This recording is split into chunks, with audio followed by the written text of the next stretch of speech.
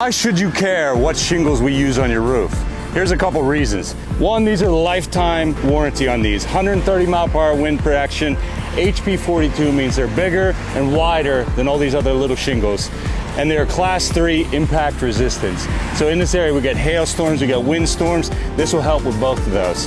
Let me show you these shingles and what's different about them. These are Atlas shingles. We are diamond certified with Atlas. Their highest level that you can be as a contractor. And here's the difference between the two shingles.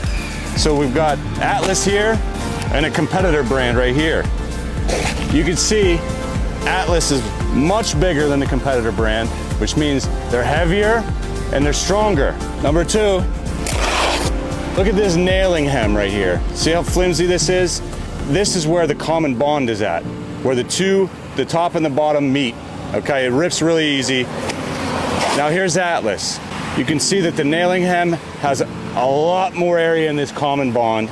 So that means that the nail goes through the top and the bottom layer and locks into your roof deck. You see this here? The double tar strip seals each and every shingle. This competitor has no tar strip. So it means the shingles seal down together, creates one roofing system on your entire roof, and won't blow off in the wind.